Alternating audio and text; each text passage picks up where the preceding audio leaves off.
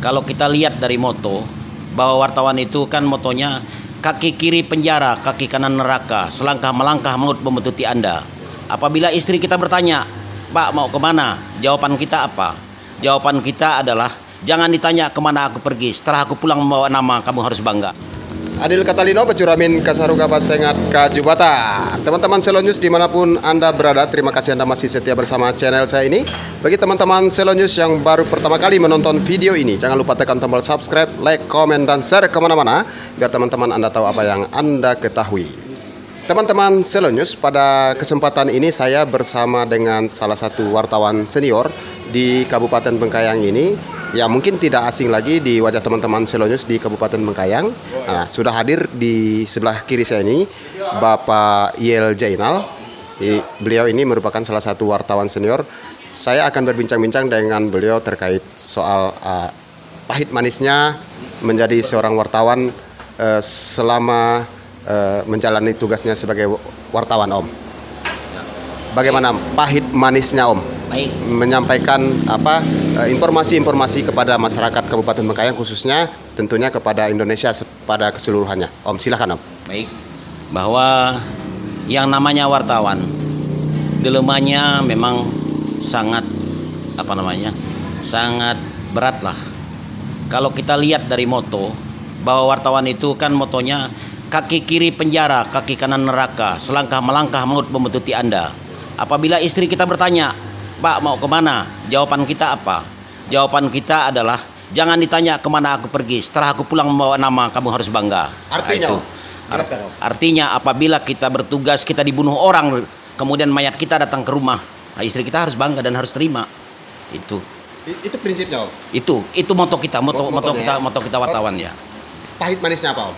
Pahit manisnya ya, saya juga sudah 30 tahun sampai hari ini menjadi wartawan. Kemudian saya juga diintervensi, saya juga udah dikepung mau dibunuh. Juga ini udah menjadi satu pengalaman saya, dan hal ini juga kadang-kadang membuat kita kadang-kadang rasa ngeri-ngeri juga, ngeri-ngeri sedang gitu kan. Tapi kalau kita pikir-pikir lagi bahwa hidup ini kan ada yang mengatur kita. Yang mengatur kita itu yaitu Tuhan, ya kan? Jadi segala sesuatu kalau misalnya Tuhan menghendaki kita, ya kita mati ya matilah.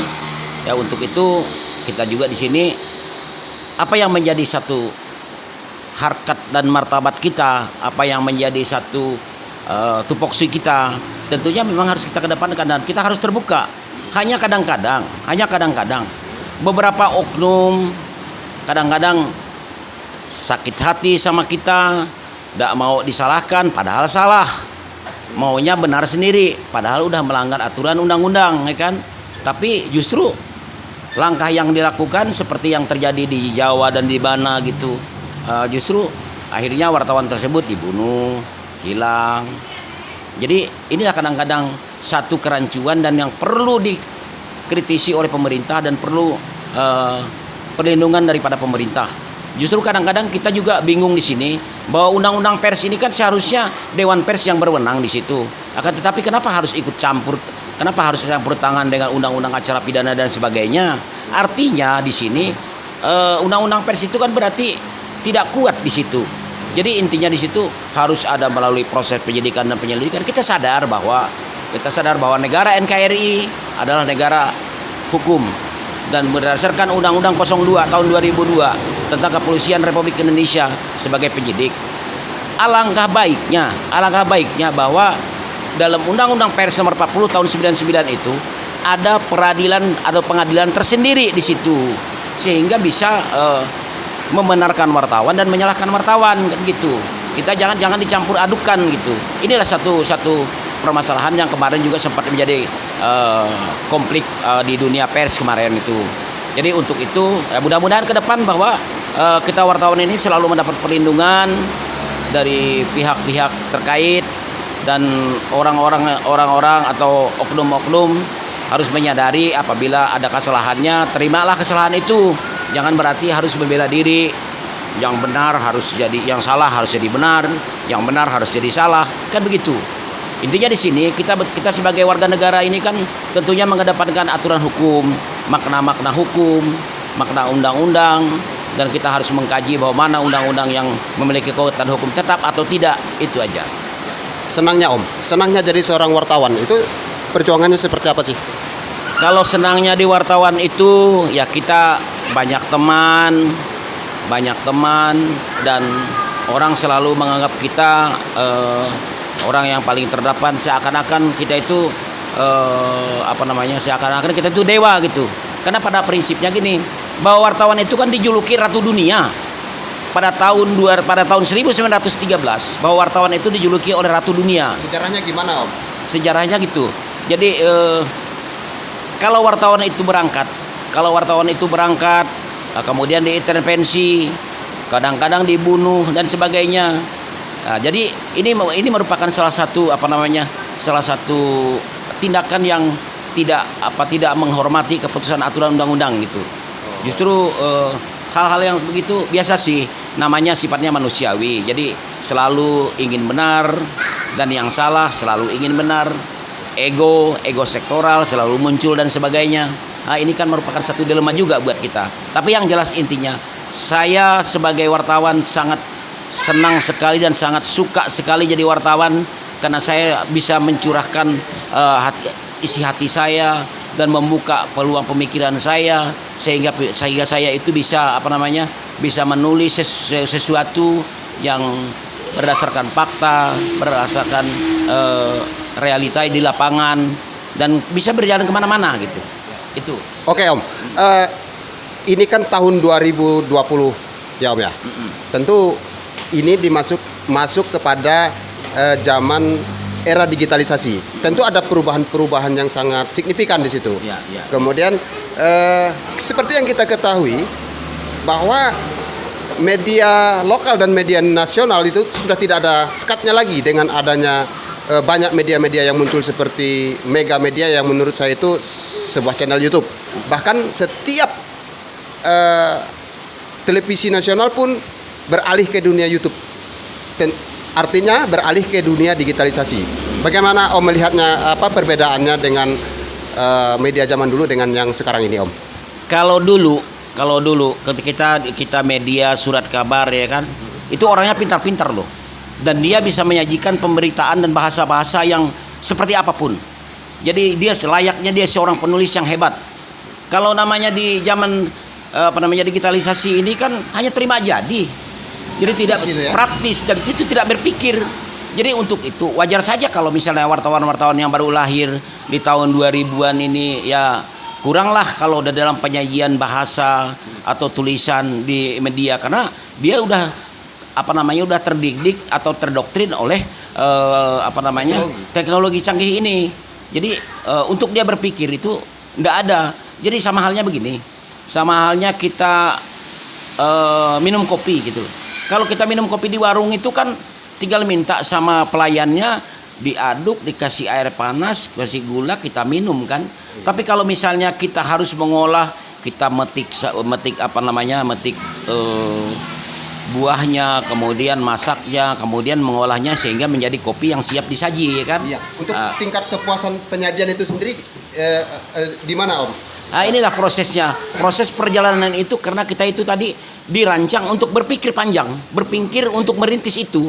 Tapi kalau misalnya kita hanya minta di warung kopi, minta segelas kopi, kan kita tidak memiliki satu sejarah atau satu memori gitu, bahwa kita itu seharusnya berbuat seperti itu gitu. Jadi dengan satu kemajuan yang sekarang itu, justru saya pikir cara berpikirnya pendek lah. Ya, untuk penerima informasi itu sendiri. Iya, pendek. Dengan yang zaman dulu dengan yang sekarang. Iya. Lebih puas mana kira-kira Om? Kalau posisinya sebagai penerima gitu atau penikmat berita gitu Om? Saya sangat tertarik apabila saya menyajikan dengan tulisan. Karena dengan tulisan itu betul-betul memporsil otak dan kita berpikir bagaimana kita memposisikan bahasa supaya bahasa itu indah dan bisa dicerna oleh warga masyarakat, bahkan seluruh masyarakat Indonesia dan dunia di situ. Akan tetapi kalau misalnya kita mengarah kepada zaman sekarang, bahwa zaman teknologi canggih sekarang, digitalisasi, justru hanya apa namanya, wawancara itu langsung ekspos, wawancara langsung ekspos. Tentu di situ kan tidak memberikan pemikiran di situ. Artinya satu keistimewaan wartawan seperti kami ini disitulah. Dan kami dulu dididik menulis itu 5 tahun belum tentu kita bisa menulis dan belum bisa menjadi sebuah berita. 5 tahun. 5 tahun. 5 tahun. Oke. Saya zaman dulu itu kami itu masih ada 5 kriteria wartawan tuh ya. Itu koresponden, angkatan muda, kemudian pewawancara, kemudian baru kita jadi wartawan gitu kan. Dan tidak mudah seperti sekarang. Tidak mudah seperti sekarang. Jadi kita harus melihat bahwa pemberitaan kita paling tidak 10 pemberitaan kita yang tidak mengharapkan editing untuk memeriksa tulisan kita, dan betul-betul itu tulisan kita. Dan real itu ya. Itu real. Dan kalau misalnya itu belum real, berita kita tidak akan pernah masuk. Apapun alasannya.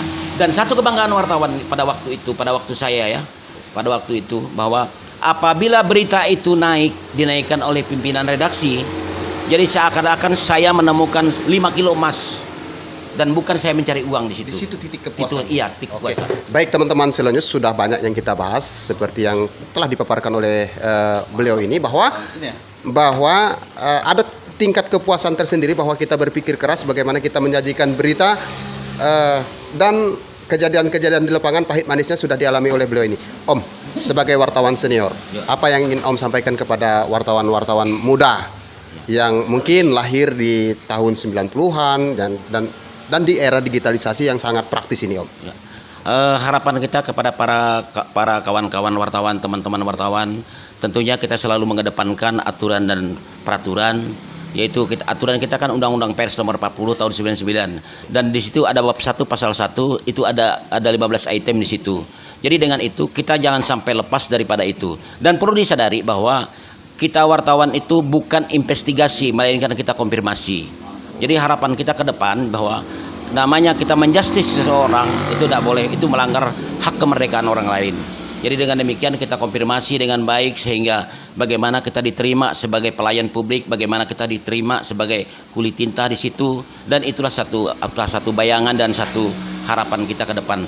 Untuk itu saya menghimbau satu kali lagi bahwa wartawan itu janganlah memiliki satu image bahwa dirinya itu orang yang paling terhebat, orang yang paling terpintar. Itu tidak boleh dilakukan, bahwa kita itu intinya sebagai penyambung lidah masyarakat dan kita pelayan masyarakat. Apa yang disampaikan masyarakat itulah tulisan kita. Oke, baik teman-teman Selonyus, demikian perbincangan saya dengan senior kita ini. Sudah banyak yang dialami, pengalaman-pengalaman yang sudah dia sampaikan, seperti pesan-pesan kepada teman-teman yang media yang mungkin di era digitalisasi sekarang ini. Tentu kita juga harus mempunyai titik kepuasan seperti wartawan-wartawan senior sebelumnya. Baik teman-teman Selonyus dimanapun Anda berada, terima kasih Anda masih setia bersama channel saya ini. Bagi teman-teman Selonyus yang baru pertama kali menonton video ini, jangan lupa tekan tombol subscribe, like, komen, dan share kemana-mana, biar teman-teman Anda tahu apa yang Anda ketahui. Adil Catalino, Bacuramin Kasaruga, Basengat Kajubata. Sip, mantap.